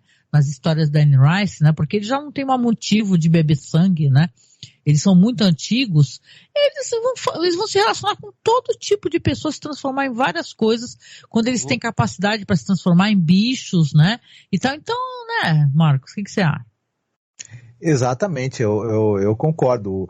Você está aí com a possibilidade de viver muitas centenas de anos, você provavelmente vai ter curiosidade de experimentar tudo que mais um pouco. Até porque, provavelmente, especificamente falando dos vampiros, essa questão mesmo de você ser macho, fêmea, hétero, isso acaba se diluindo também, né? No caso específico dos vampiros. Eles acabam tendo uma sexualidade muito mais aberta, até porque a deles não é mais genital, né? Ela tem a ver com a troca de sangue um do outro. Então, você não está mais preso a questões, né, digamos assim, reprodutivas e genitais, né? Então é muito doido isso. E a Anne Rice nos livros, embora ela não trate digamos assim, da sexualidade dos vampiros de maneira tão explícita, mas mais do que no filme do Neil Jordan, ela trata muito das questões de relação e psicológicas dos personagens. E talvez eu não assisti a série, mas pelo que você está falando, talvez ela acabe até sob certo aspecto se parecendo até mais com os livros da Anne Rice do que foi até o filme, né? Que tem o Tom Cruise e o Sim. Né? O livro Entrevista com o Vampiro que eu li, por exemplo, ele tem um pouco mais, ou até bem mais, de discussões relacionadas com as relações e a psicologia do que no próprio filme, né? Inclusive. Então fica aqui a recomendação, viu? Não, e aproveitando aqui que eu vou passar a palavra pro Felipe e pro Marcos, eu queria até aproveitar, a gente já falou, porque a gente faz todo ano, quem está acompanhando, se você não conhece, por favor, é bom que você vai ter todo um arcabouço aí de vários podcasts interessantes aí para conhecer. A gente todo ano pega uma localidade, ou uma região, ou um país, e a gente fala, vamos falar desse país, né? Ou dessa região, né? Ano passado foi Sudeste Asiático, que contém uma parte, né? Filipinas, Vietnã, Malásia e por aí vai. Então, a gente às vezes faz umas loucuras, né? Dessa vez isso vai ser Colômbia. Tá um pouco, entre aspas, um pouquinho mais fácil. Mas a gente fez, quando a gente foi falar da China, né? A gente acabou falando muito de Hong Kong, óbvio, né? E falamos do Rigor Mortis, que é um filme que homenageia a sequência de filmes do Rick Lawler, o Mr. Vampire. O Rigor Mortis é um filme do Juno Mack, saiu em 2013, gente. É interessante, é um terror muito mais, enquanto os filmes do Rick Lawler são engraçadíssimos, né? São filmes de ação e tal, de Kung Fu, né? E muito humor e vampirismo e vampiros pulando. Aqui tem uma coisa mais sóbria, mais séria, mais, né, dramática, né? E muito mais assustador, indo mais pro lado do terror mesmo, né? Mas é muito bonito, muito bonito. E é um tipo de filme de vampiro com a questão cultural e que homenageia, como eu disse, esses filmes, né?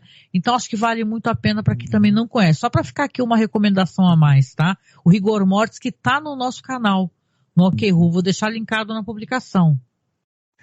Esse filme, Rigor Mortis, é muito sensacional, esse filme do Juno Mack, né? E ele tem além da própria questão porque ele tem essa coisa da tentativa de você trazer alguém que morreu de volta à vida, coisa que você não deve tentar fazer, né? Então tem essa coisa de você tentar trazer alguém à vida e através de rituais que vão dar errado, a pessoa volta como essa coisa monstruosa, né, e vampiresca. Ao mesmo tempo tem os vampiros têm um pouco também daquela coisa das tortas japonesas, né? dos fantasmas, porque é como se fosse uma espécie de meio morto-vivo, meio fantasma, meio espírito maligno, meio possuído, e é uma mistura dessas coisas, e o filme tem um ritmo, ele ao mesmo tempo que ele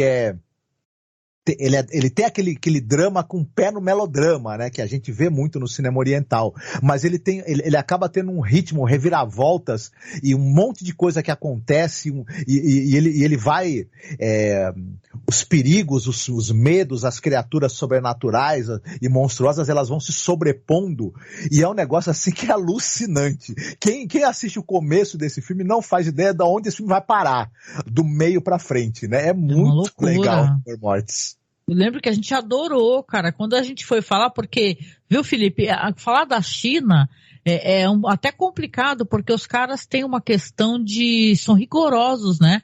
Os roteiros são analisados, sabe, por uma junta, né? E tal, não é à toa que o Zhang Yimou, que é um grande cineasta, ele tem muito trabalho, né, para poder colocar a visão dele nos filmes, mesmo entendendo que ele trabalha muito bem, né? Em conluio ali com o que pode e o que não pode fazer. Mas, ou seja, você acaba falando de o quê? De Hong Kong, né? Porque tem a ver também. Você fala de China, você pode falar de Hong Kong. Então acaba sendo um cinema muito mais rico e muito mais trash também, viu? Diga-se de passagem, viu? Eu adoro, acho muito bom. Muito bom. Então vamos fazer mais uma rodadinha, você, Felipe, depois o Marcos, e aí a gente fecha o podcast. Capricha aí, Felipe. Bom, eu queria falar um pouquinho do Martin, que é um filme do nosso querido Jorge Romero, né? Que ele não é exatamente um filme de vampiro sobrenatural, mas é um filme sobre, aliás, do Martin e do Beijo do Vampiro, que é com o Nicolas Cage, que são filmes que conversam muito entre eles, né? O Martin, se não me engano, é dos anos 70, é um filme sobre um sujeito que ele trata do vampirismo mais como uma condição, uma doença, né, do Idona, que é muito bom. Poucas pessoas lembram desse filme. Esse filme ele foi entre os dois primeiros filmes do Romero sobre vampiros, né, sobre mortos-vivos, né, sobre zumbis, entre o Night of the Living Dead, ou Noite dos Mortos-Vivos, e o Despertar dos Mortos, de 78, se não me engano ele é de 73, é muito bom, é uma doideira sem tamanho, baixíssimo orçamento, conta muito com as atuações, eu acho sensacional. E o outro ele tem um outro nome brasileiro, mas o nome que eu lembro dele é O Beijo do Vampiro, que é Kiss of the Vampire mesmo, eu acho, que é de 88, se eu não me engano, que é com o Nicolas Cage. Em que o Nicolas Cage, ele acha que ele foi mordido por uma vampira, né, que é a personagem da Jennifer Beals, e, cara, meu irmão, é um filme sobre relações abusivas, assim, se você é um pouco sensível com relação a relações abusivas, principalmente em trabalho, eu não recomendo que você veja, porque o filme é capaz de dar um monte de gatilho, mas o Nicolas Cage, ele acha que ele é um vampiro e vai fazendo uma loucurada. Ele é um chefe extremamente abusivo, né, com a menina que trabalha na empresa dele, né, ele é agente literário. Cara, é uma loucura. O Nicolas Cage está completamente maluco. O Nicolas Cage tem chance de ficar fazendo referências o tempo todo ao expressionismo alemão, aos filmes do Murnau, né? Ele, porra, tem momentos que ele imita as posturas tanto do personagem lá esqueci o nome do personagem do gabinete do Dr. Caligari, o cara que o sujeito lá que é grandão, quanto do Nosferatu do Murnau. Cara, vale muito a pena ver. Esses são mais difíceis de achar, vocês vão ter que dar seus pulos aí, vocês já sabem por onde ir. Mas, cara, são dois filmes que falam sobre vampirismo, são muito doidos e vale muito a pena ver, cara. O do Nicolas Cage, então, vai tomar no cu, cara. Assim, uma loucura. Ele... tem gente que fala que é o The Office antes do The Office, né? Só não é um comentário, mas porra, é uma parada de relação abusiva em trabalho absurda. Interessante, pô. Legal. E detalhe, né? Agora o Nicolas Cage fez o Renfield, né? E ele Sim. É um vampiro de novo. Pô, que por sinal, assim, não é bom esse filme, mas a parte que toca o Nicolas Cage é maravilhosa. Ele tá com a maquiagem sensacional. Ele todo destruído mesmo, todo carcomido, é maravilhoso, é muito foda. Ah, legal. Não, e você falou das relações de trabalho, né? Eu sei que não é minha vez de falar, não. Só pra ficar aqui, sabe aquele parênteses? Tem uma comédia que muito interessante nessa questão meio The Office, até trata da questão do trabalho. Tem o Pedro Pascal, gente, fazendo um chefe filha da puta. Você falou chefe filha da puta, né? E tem o Pedro Pascal aqui, que é o Bloodsucking Bastards, que é um filme maravilhoso, absurdo, que se passa todinho também no escritório de uma contaminação e faz claro esse link, né, que tu fez também do chefe que é um vampiro, ele tá sugando a vida, a alma, a vontade de viver dos funcionários, por que não o sangue? Né, então, é do Brian James O'Connell, né, muito interessante. Eu acho que tá no nosso canal também, o Bloodsucking Bastards. Desculpa, eu fui fazer uma recomendação, não recomendação, Felipe. Não, tudo bem. E aí, Felipe, tu terminou, querido? Sim. Ah, Marcos, então fecha aí para eu poder dar um encerramento, então. Eu vou recomendar um filme que fez bastante sucesso, eu diria, fez um certo rebu, né? Foi muito falado em 2014, que é aquele A Garota Sombria Caminha pela Noite. Olha, adoro. A Girl Walks Home Alone at Night, o da Ana Lily Armipur, né? Que eu acho que é uma entrada diferente também, né? Nessa coisa do filme de vampiro. Ele é, de certa forma, ele é um filme de vingança também, porque tem ali, paira no ar essa coisa da condição da mulher, né? Extremamente oprimida ali Ele é um filme iraniano, né? Se eu não me engano. É, iraniano, sim. E a gente vê aí as reportagens e as notícias do quanto é difícil ser mulher no Irã, né? E do quanto a mulher está sempre em risco ali, né? Por conta não só da repressão religiosa e tudo mais, que especificamente no Irã ela é muito, né, voltada contra a mulher, e também por conta da violência dos homens, né? Violência física e até da violência policial também, né? É todo um sistema meio opressor e que traz perigo mesmo de vida, né? Perigo de morte.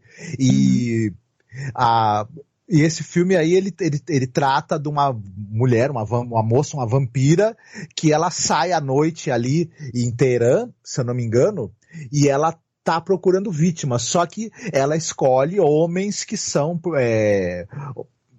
potenciais abusadores ou homens que potencialmente podem cometer ou já cometeram violências contra mulheres.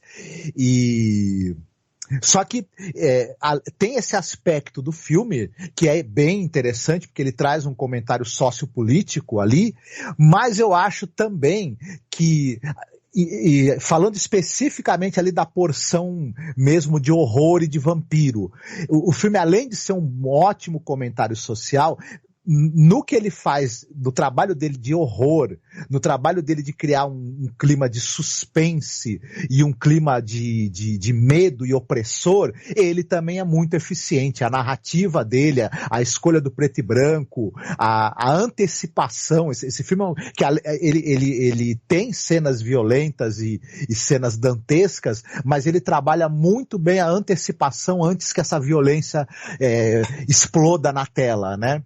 E é muito bacana e muito bem feito esse filme, vale muito a pena. Muita gente assistiu, ele foi bastante comentado, né, quando ele foi lançado uns quase 10 anos atrás, mas quem viu na época, vale a pena a revisão, e quem ainda não viu, procure, que vai ter uma experiência muito interessante, assim. E olha que é um filme que ele tem bem poucos recursos, assim, eu diria, em termos de orçamento, mas o talento da Ana Lily Armipur aí, ele esbanja, né, nesse filme. Nossa, muito bom, né?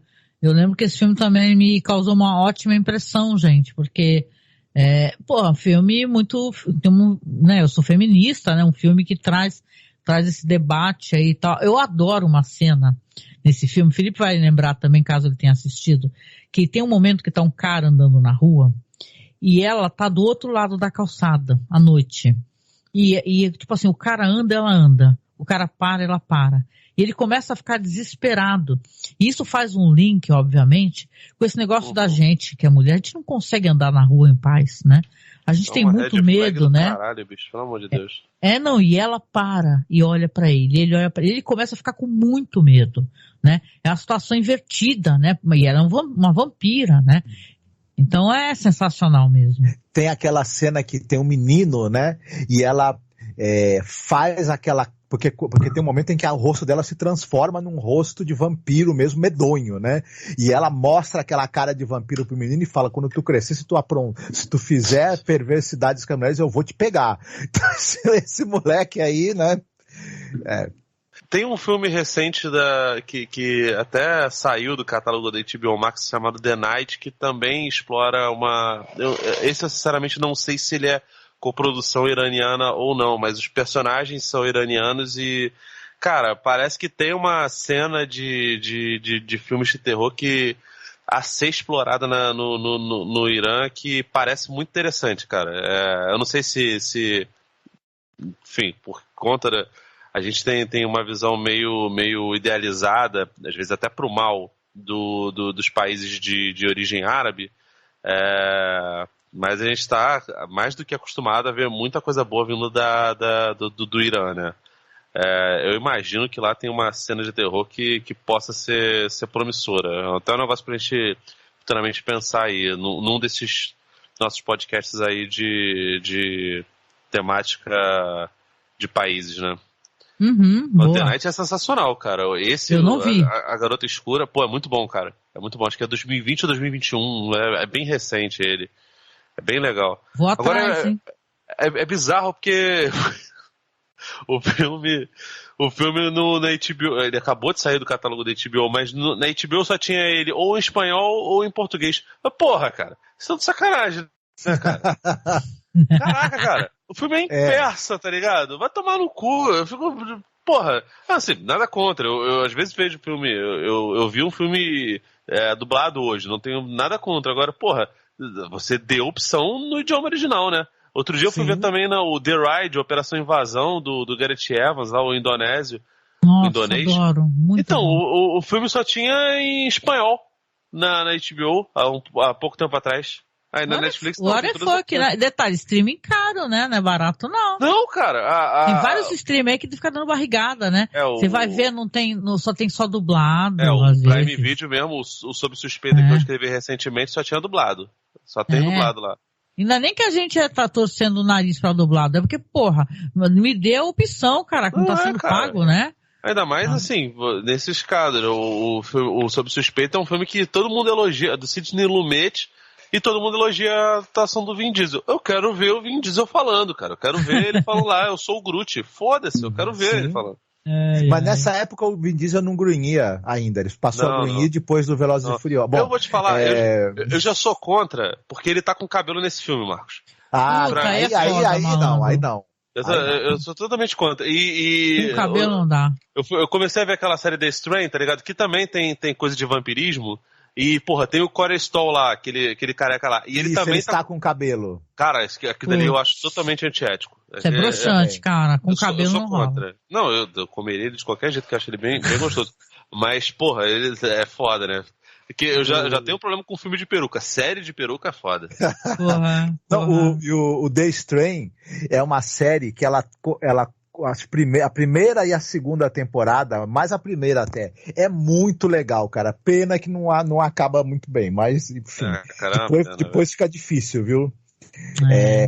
Mas até o momento em que explode uma determinada bomba, e até a série até que tá indo, depois que acontece uma certa explosão de uma bomba lá, eu vou te falar que explodiu a bomba, acho que foi no cérebro dos realizadores, porque daí pra frente é difícil, mas enfim, mas o Corey Stoll tá muito bem na série.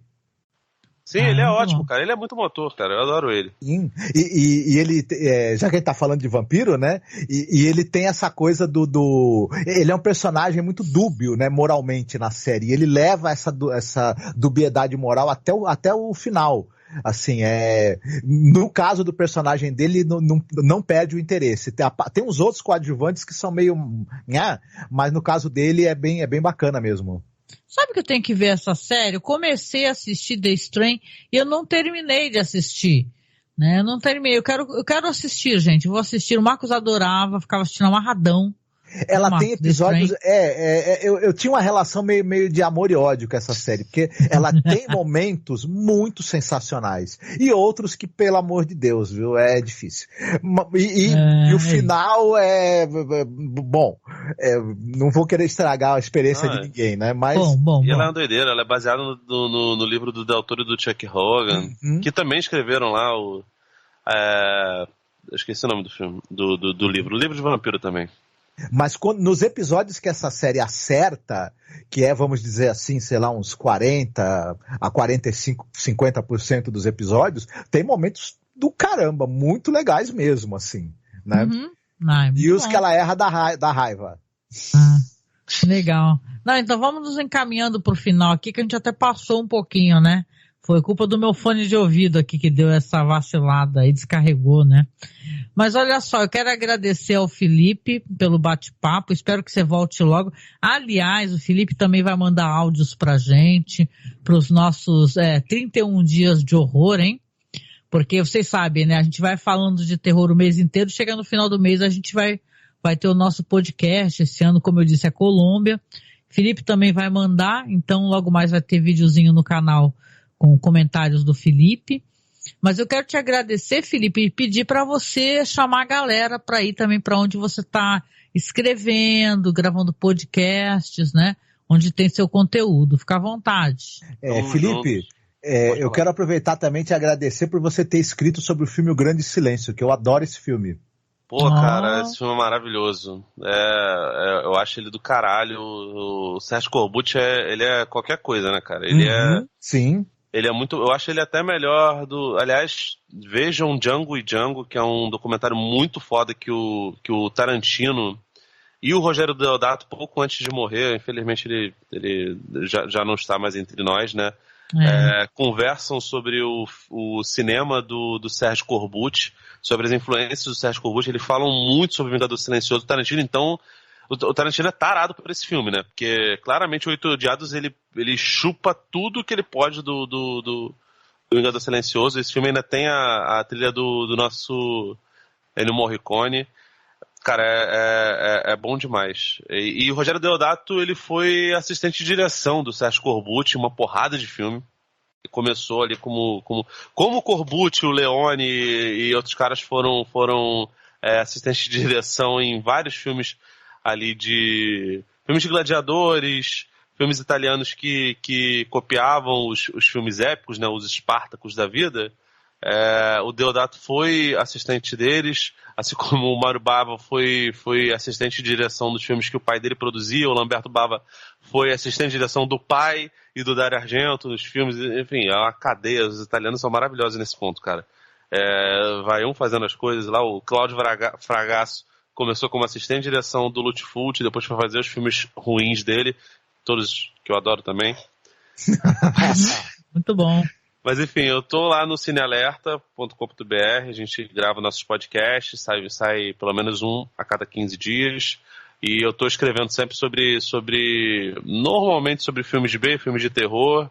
Volte e meia a gente fala sobre, finais de mês a gente fala sobre filmes de ação oriental, filmes de máfia. No começo de mês, toda primeira e segunda de mês, eu falo sobre algum filme de western. E esse ano a gente tá fazendo só western spaghetti. De repente nos outros anos a gente fala sobre outras coisas, mas por enquanto é só western spaghetti também. Mas a gente fala sobre filme de máfia, sobre filmes de artes marciais, mas é basicamente terror, gente. Eu gosto de falar de filmes de terror. Eventualmente a gente fala de uma outra coisa lá, um Albert Pion aí, que pra mim é sempre terror também, porque mesmo os ciborgues da vida são todos terríveis e maravilhosos da sua maneira. Enfim, é isso, é sempre um prazer conversar com vocês e tamo juntos. Maravilhoso, né?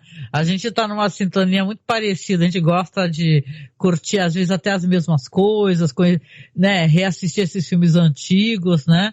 Então é claro que a gente já tá junto, né? A gente ia se encontrar nessa internet, né, Felipe? Sim. Né? Como eu brinco que as boas pessoas acabam todas se trombando, né? por aqui, né? Mas muito obrigada, meu amigo. Curtam, por favor, né? Sigam lá, escutem, por sinal, o mais recente, pelo menos que eu escutei, o Felipe conversando com o Alexandre, com o Davi lá sobre Old Boy, porque foi muito bom, Felipe, escutar vocês. E eu fui assistir no cinema, né? Eu até compartilhei com as pessoas aqui que eu passei muito mal, né? Porque a sala estava muito gelada, a minha pressão começou a baixar muito, sabe? E eu tive um problemaço, assim, ou seja, o cara pegou minha experiência cinematográfica e jogou no lixo, né? Aí eu fui atrás, né? Fui reclamar, mandei e-mail, né? Aí eu tô com os vouchers aí que eu tô esperando pra poder lançar esse filme do Scorsese pra eu ir lá. Vamos ver se dessa vez eu vou levar até um casaco para os caras não estragarem meu rolê, né? E tal, mas é muito bom poder falar contigo e eu que agradeço com toda certeza, viu? E Marcos, muito obrigada, meu parceiro de gravação. Você quer deixar um recado no final aqui para os nossos ouvintes, nesse especial sobre vampiros, né? Ó, semana que vem, né, Marcos? Vamos compartilhar com a galera. O tema vai ser interessante, hein? A gente vai pegar um programa de rádio, que o Marcos está até tá terminando de ler o livro, comentar, tocar para vocês, né? Que era, antigamente, Felipe, passava esses programas, se tinha lá nos Estados Unidos, um exemplo, né? Eu tinha o Suspense, né? Que era famoso porque tinha Agnes Moorehead, aquela, nossa, atriz incrível, né? Que tinha o Orson Welles, né? E tal, tinha o pessoal fazendo aqueles programas de rádio. Aqui no Brasil tinha como é que era, Marcos? O Incrível, Fantástico, Maravilhoso, como é que é o nome? O Incrível, Fantástico e Extraordinário, que era o programa do Almirante, né? Nossa, histórias de terror, Felipe. Histórias, sabe? Claro, não tem todo aquele aparato de sonoro, né, que as pessoas faziam, mas eram programas muito famosos. Inclusive o pessoal fez o resgate desses programas e tem histórias do Arco da Véia, entendeu? Então o Marcos está terminando a leitura e a semana que vem o nosso podcast vai ser sobre esse programa de rádio aí, porque tinham vários no Brasil, né, Marcos? Né, de histórias de terror, inclusive, mas esse daí fez muito sucesso, né? Sim, ele foi meio que precursor, né? Depois outros, né, vieram ali falando também histórias de cunho, às vezes, sobrenatural. Ele Correia, né? Um exemplo. Olha, é uma coisa legal, gente. O podcast brasileiro, ele é fruto muito do que era a Rádio AM. O nosso podcast, ele tem uma estética da Rádio AM. Então, porque a gente pensa que não, mas sim, a gente tem uma estética muito parecida com a Rádio AM. Então, é legal você conhecer os programas de rádio antigo, né? A Jovem Pan, né? Que a Jovem Pan hoje em dia é sinônimo, pelo menos para quem é de esquerda, né? De puro lixo e fake news, né? Mas a Jovem Pan tinha o Djalma Jorge, e eu lembro quando eu era mais nova, eu não perdia um programa de Djalma Jorge, que era engraçadíssimo, assim, era um cara que falava assim, como é que é? Com uma voz assim, eu não vou saber imitar, gente. Mas ele eram uns programas engraçados, roteiros hilários e absurdos, né? E o terror brasileiro, ele também, eu gosto de imaginar, porque pensa, você tinha todo horário, um programa de fulano, 6 da tarde, sei lá, na sexta-feira, tinha uma história de terror, né? Isso é muito legal, então a gente vai explorar isso daí na quarta-feira que vem, tá? Já combinei com o Marcos. E vamos falar um pouquinho sobre esses programas, tocar para vocês. Então vai ser legal. Mas, Marcos, deixa uma mensagem aí pro pessoal no final aqui do nosso podcast, por favor. Mantenha o seu alho, suas cruzes e suas estacas sempre à mão. E se alguém, principalmente se você mora no 2º, 3º andar, 4º andar, se alguém aparecer e você não tiver varanda, e alguém aparecer do lado de fora da sua janela pedindo para entrar, se eu fosse você, não abriria a janela, mas, enfim, você que sabe.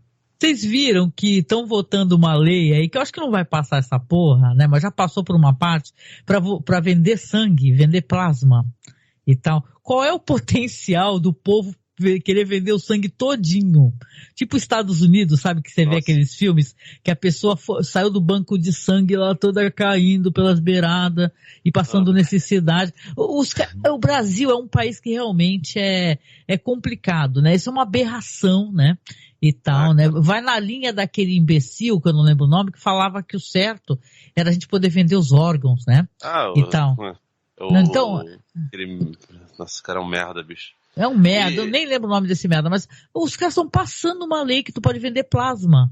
Sabe qual que é a função disso pro Brasil? É o vampirismo, né? Capitalista do mais profundo, né? Possível, né? Você vai ter que vender 1 litro de sangue e daqui a pouco vai poder comprar 1 quilo de arroz. Sei lá. Não, isso quando não te pegarem e não te matarem pra tirar todo o teu sangue, né? Na verdade. Né? Não, e a gente acha isso, vê isso como uma coisa impossível? Eu acho plenamente possível, né? É um absurdo, tem que ser brecado, né? É um absurdo, né, Felipe? Meu Deus. Senão vira tipo aquele meme que tá no Simpsons mesmo, o Bart perguntando. Quanto é pra vender um rim? Sei lá, vou chutar um número. $15 mil. Tira os 2. Aí ele morre e fala assim: Bart, ganancioso, porém não entendia nada de anatomia. A gente ri pra não chorar, viu, porra. A gente tá falando aqui de vampirismo, né? Vampiros existem no mundo real, eles se chamam bilionários. É que a diferença é que os vampiros sobrenaturais sugam uma pessoa só de cada vez, enquanto que os vampiros do mundo real, os bilionários, sugam às vezes dezenas de milhares, né? De cada vez. Não digo nada por questões legais, o que eu penso de certas figuras que estão defendendo o milionário. Mas, gente, então olha só. Muito obrigada para você que esteve até aqui. Olha, eu sei que você não... alguém comentou, que bom, vou poder ler um comentário, gente. Vamos lá. Antes de eu terminar, vou ler o comentário aqui. É do Davi Silva. Davi, obrigada, vou ler. Que emoção pegar uma live de vocês. Estou ouvindo o podcast de Twilight Zone há uns 2 anos. Quase 3. E pouco, desculpa pelo meu chat, está muito ruim. E pouco comecei o de House of the Dragon. Tamanho aprendizado no cinema e na vida. Vocês são ótimos. Olha que honra, né, Marcos? Obrigada, Davi. Obrigada. Fiquei muito contente com o comentário. Obrigada pelo carinho. Muito obrigada. É um prazer, né? Não que nós sejamos, né, melhor que ninguém, mas é um prazer. A gente começou The Twilight Zone e eu nem consegui imaginar, Felipe, que a gente ia conseguir terminar, viu? É tanto programa que eu falei, meu Deus do céu, mas a gente conseguiu, viu? E detalhe, ainda mais, ano que vem ainda vamos fazer de Galeria do Terror. Então a gente é bem doido mesmo. E vai embora abraçando o capeta, a gente faz isso mesmo. Os caras se perdem no personagem. Mas, Davi, obrigada pelo carinho, viu? Que bom ter a sua companhia e que bom poder fazer companhia para você. Obrigada. Comenta, viu? A gente adora que comentem lá nas publicações e o algoritmo, quando alguém comenta, eles também entendem que alguém tá gostando, né? E dá para recomendar para outros. Então, se você ouviu o podcast, lembre-se de comentar, porque isso é muito bom para quem faz podcast, né? Quem produz podcast. E é isso, gente. É claro que o nosso bate-papo aqui, a gente não tinha nem a pretensão de falar sobre todos os filmes de vampiro possíveis, né? Até porque, pelo amor de Deus, né? A gente tem todo um universo cinematográfico, né? Cultural e tudo. Nós falamos de vampiros de diversas regiões nos podcasts de Halloween. Então, eu até sugiro para quem quiser conhecer um pouquinho, ir nos programas especiais de Halloween e baixar, escutar, porque a gente fala das temáticas de terror, entre elas normalmente acaba entrando a temática do vampiro, né? Então, vale muito a pena. Então, obrigada para quem está aí, para quem comentou, para o Davi, né, que comentou, muito obrigada, para quem nos acompanhou. E estaremos de volta, então, na semana que vem, tá? Falando sobre esses programas de terror da rádio brasileira, especificamente esse daí que a gente já mencionou. E nos encontramos, tá? Nos próximos podcasts. E, por favor, todo dia tá saindo vídeo aqui dos 31 dias de Halloween, né? Compartilhem, comentem, ajudem a gente a divulgar, né? Porque a gente, sabe, a gente precisa ter divulgação para que as pessoas saibam o que tá rolando e é tão legal, né? Que o Marcos recomendou, que vai sair amanhã, gente, é um soco no estômago esse filme. Ele é fortíssimo, inacreditável. Talvez um dos filmes de terror que mais tenha me incomodado recentemente é esse daí que ele vai recomendar, que vai sair amanhã, tá? Então se inscreva no canal e nos encontramos na próxima semana. Um grande beijo pra vocês, gente. Fiquem bem. É nóis.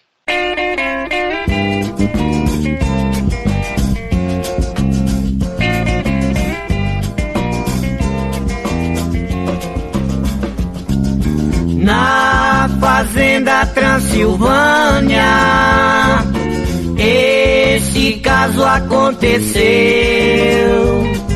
num lugar mal assombrado, onde um vampiro morreu depois de 400 anos, talvez por obra do destino. No castelo do vampiro foi morar um casal e um menino.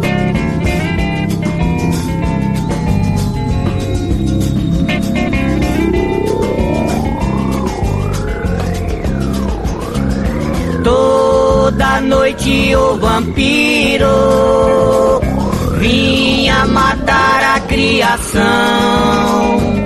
rasgando o animal no dente, espalhando sangue no chão. A mulher chamou o padre pra benzer todos os seus. Padre veio e rezou, mas o homem blasfemou, pois não tinha fé em Deus.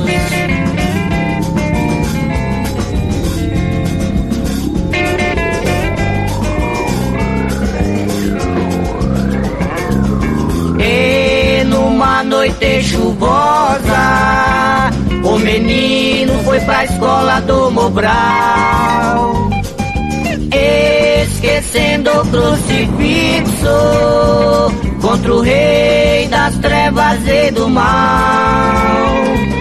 Meia-noite, que tristeza, lá pelas bandas do mangue, acharam o corpo do menino sem uma gota de sangue.